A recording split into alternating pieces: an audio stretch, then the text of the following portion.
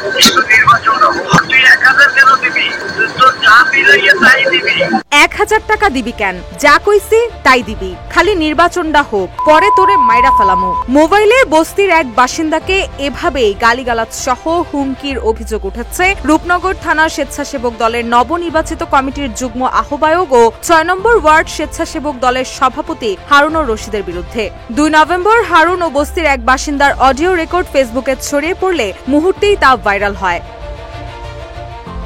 Viral হওয়া ৫১ সেকেন্ডের ওই কল রেকর্ডে শোনা যায় হারুন নামের ওই নেতা এক বস্তির বাসিন্দার কাছে বিদ্যুৎ বিলের টাকা চাইলে সে ১০০০ টাকার বেশি দিতে রাজি না হলে তাকে অকথ্য ভাষায় গালিগালাজ সহ মেরে ফেলার হুমকি দেন তিনি। স্থানীয় সূত্রে জানা গেছে মিরপুর ৬ নম্বর দ্বিতীয় ব্লকের বস্তিতে হারুনের কয়েকশো অবৈধ বিদ্যুৎ সংযোগ রয়েছে। ওই অবৈধ সংযোগ দিয়ে বস্তিবাসীর কাছ থেকে মাসিক বিদ্যুৎ বিলের টাকা আদায় করেন ওই নেতা। প্রায় ২ মাস আগে ওই বস্তিতে ডেস্কো অভিযান চালিয়ে হারুনের বিরুদ্ধে বিদ্যুৎ চুরির মামলা করে। মামলায় ১৩ লাখ টাকা জরিমানা ধার্য করে ডেস্কো। ওই মামলার জরিমানার টাকা জোগাড় করতে দ্বিতীয় ব্লকের বস্তিবাসীর কাছ থেকে বিদ্যুৎ বিলের কথা বলে অতিরিক্ত টাকা আদায় করছেন বলে অভিযোগ ওঠে। তারই প্রেক্ষিতে বস্তির এক বাসিন্দার কাছে বিদ্যুৎ বিলের টাকা চান হারুন। সেই ব্যক্তি হারুনের চাহিদা মাফিক টাকা দিতে রাজি না হওয়ায় নির্বাচনের পর তাকে মেরে ফেলার হুমকি দেন তিনি।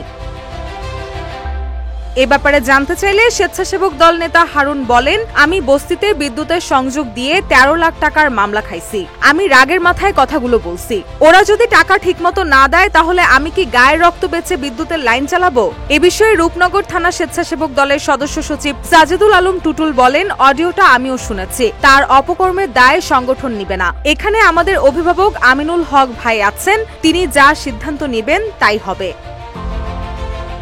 এদিকে ভাইরাল হওয়া ওই অডিও নিয়ে রূপনগর এলাকায় স্থানীয় রাজনীতিতে চলছে ব্যাপক আলোচনা ও সমালোচনা। অনেকে অভিযুক্ত ওই স্বেচ্ছাসেবক দল নেতার দৃষ্টান্তমূলক শাস্তি দাবি করেছেন।